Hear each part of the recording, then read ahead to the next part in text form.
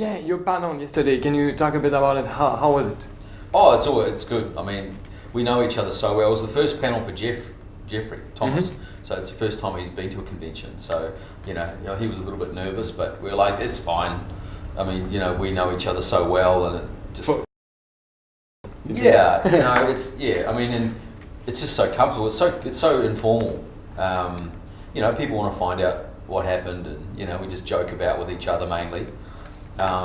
So we had a Q&A panel, and then we did what they loosely described the comedy hour, which was just improv. I don't think it was improv. It was so disjointed, but we had fun, and that was just basically fooling about with our mates. So yeah, I think it was fun. We had a good time. Excellent. And it's not your first HobbitCon, obviously. No, this is my third. It's the third HobbitCons, and I've been to all of them. So I don't know what the plans are for the future, but if they keep going, I'll keep coming. So yeah. Excellent, great news. Great news. Yeah. Excellent. And what's your favorite or most memorable moment from the past HobbitCons? With all the boys in the bar, and dancing with all the fans, and it's very inclusive, and you feel very safe. I think some of the bigger names it'd be a bit daunting, I think, because they get really people are really interested and get very close to them. But for us, it's I think that's it. Just hanging out with all the boys and catching up, and meeting everyone's very, very nice and polite and respectful, and it's good. People are really into it. They're here specifically for the Hobbit and for Tolkien, and they're big fans, and so it's pretty easy, really. Yeah. Excellent. Have you been to any other convention apart from the HobbitCon? Yeah, I've done a few. I've done one in Sweden. I've done one. I've done quite a few in Australia too.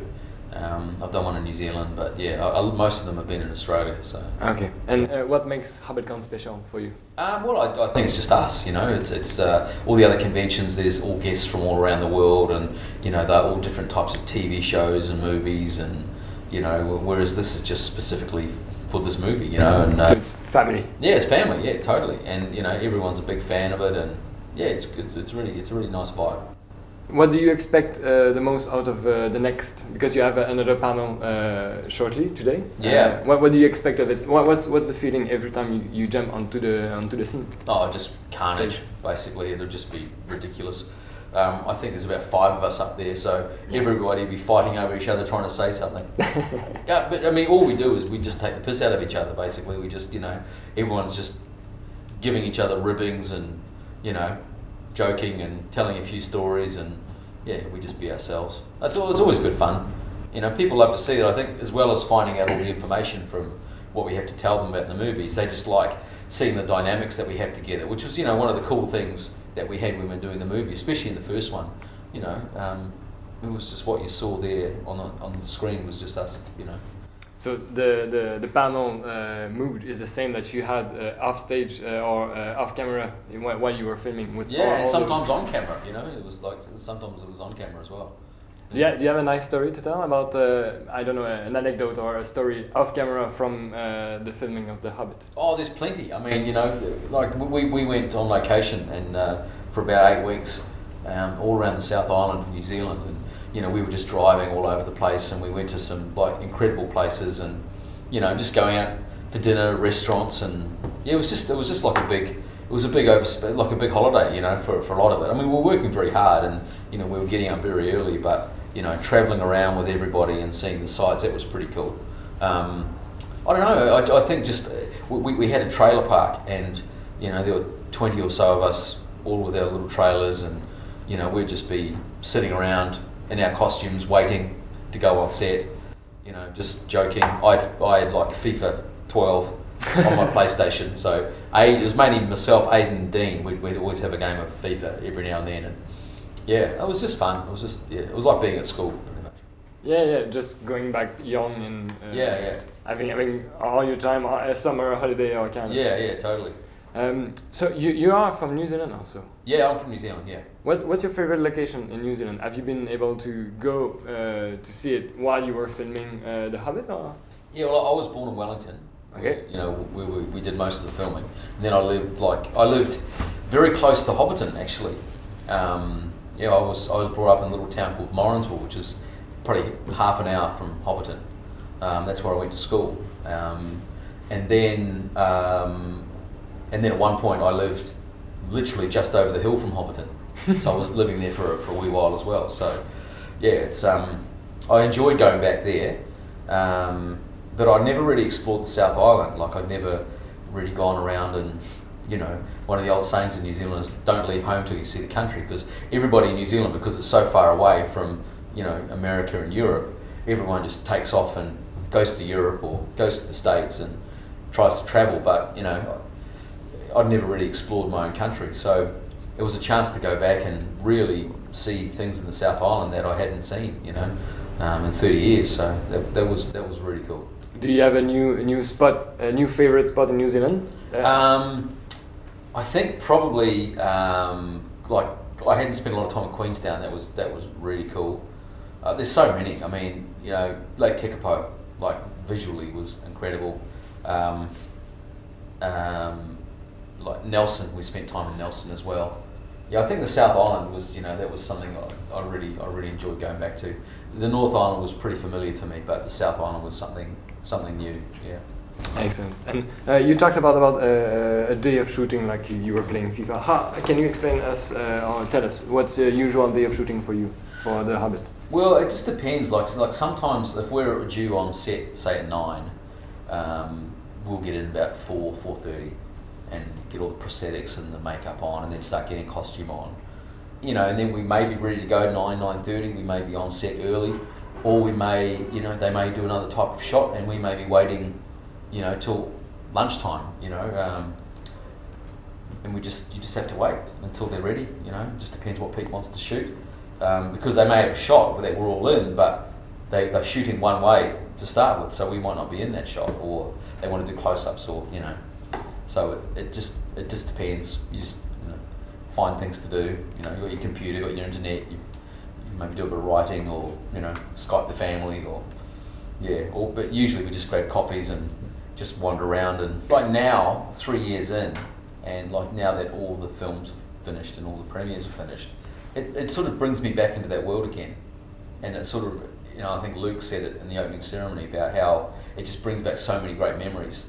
You know, like last night in the bar, hanging out with all the boys, hanging out with Luke, and, you know, I haven't hung out with Luke for, you know, since we finished pickups like a year and a half ago. So, you know, that was, it just brought back memories of what it was like being in Wellington back then, you know, and the great time that we had, and, you know, like it was the time of our lives for most of us. It was, you know, the best time of our lives. So, yeah, it's great to bring back those sorts of memories, and also just be reminded about, you know, what we did and all the work that we put in, and people really appreciate it, and they really love the movies. Yeah, totally. And also you said about being the people from New Zealand are comic people. Yeah. You've even been described as the comic in the band of the Dwarves. Well, I guess I like Bombur as a character is, you know, just because of the size. You know, he is. It's quite easy to play the comedy. I mean, I guess Beaufort and Jimmy Nesbitt, he was like really he was the character, he was the Joker, you know. Whereas Bombur's a bit more physical, you know, physically comedic. You know, we had lots of jokes on set too. We just like, you know, you'd be sitting around drenched in water, or, you know, mud, or have wind, or all sorts of things going on, and, you know, waiting a lot of times, and we just used to crack jokes, and you know, like I was saying at school, you get to spend so much time together, and you get to know each other so well, and yeah, even now, like, we don't get to see each other for maybe a year in between sometimes, you know, but it's just like yesterday, you know. Also, is it hard to have, in fact, not a lot of dialogue in the movie? Like initially, I was wondering about what that would be like, because, you know, there were a few lines in some of the early drafts, but you know, I had some discussions with Pete and Fran and Philippa, and you know, they said, look, either we can put those back in, or you could have some physical, you know, things to it. So, and I chose that because it really, because Bombur's got such a massive look, I didn't really have to. I didn't want to do too much with him, because he just looks fantastic. So having the physical comedy, I mean, Pete came up with all these great gags. I mean, you know, like me running from Bayonne, you know, running from the bear, and you know, the whole barrel gag, and you know, the big horn, and all that sort of stuff probably wouldn't have come about. So it sort of gave me like a point of difference. Yeah. And it's like the 9.5 eggs for this scene. Yeah. The whole Cool Hand Luke thing. Yeah. That was with Andy Serkis. We did that, and I thought I'll eat some eggs. That'll be fun. But of course, if you do it once, you've just got to keep doing it for every take. Yeah. That was pretty silly. Is it harder to be part of scenes with so many actors at the same time, or is it easier because everyone gets you into the mood and you vibe with the vibe of everyone? I think an ensemble is just like a very, you know, you have to be. I mean, it's you have to have a very good working relationship with people, and you just have to find the balance. You have to find where you sit with it. So, I kind of liked it because there was 13 of us, and we all had to have our unique characters. To me, we sort of had to find our place with our characters. So, like, we had our own ideas, but then we look at other characters and we think, well, how am I going to be different from him? You know, like because for me, I had Bombur as sort of one of the younger ones. Even though I was quite big, like Feely and Keely, they looked like young, adventurous, sort of tearaway types. Ori was, you know, the more timid type, you know, and he sort of gained more, you know, confidence as it went through. So I sort of didn't want to be too close to that. I wanted to be quite fierce when I fought, but also, you know, a little bit naive and quite respectful and, you know, quiet.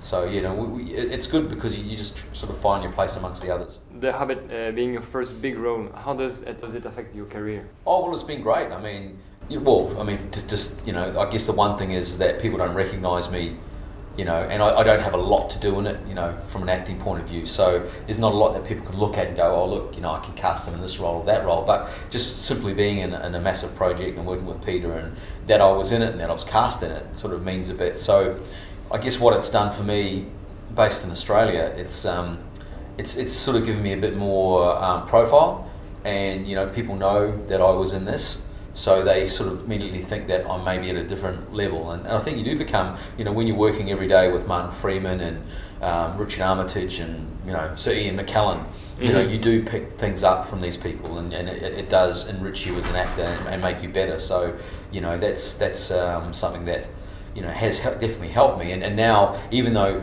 you know, I've never been cast directly from what I've done in the movie, it's opened the door to bigger roles and to bigger movie projects and bigger, you know, TV roles. I've got a really good agent who's got me to a different level, like a new agent. So, you know, I have to work probably harder than I used to because I'm working at a higher level now. But it's certainly given me that opportunity to work at a higher level. But, you know, I still have to. You know, I have to put in the hard yards, as we say, you know, to try and get those jobs. There's plenty more that they shot that we didn't get to. So. Thank you. Nah. Thank you. Okay, Thank cool. you very much.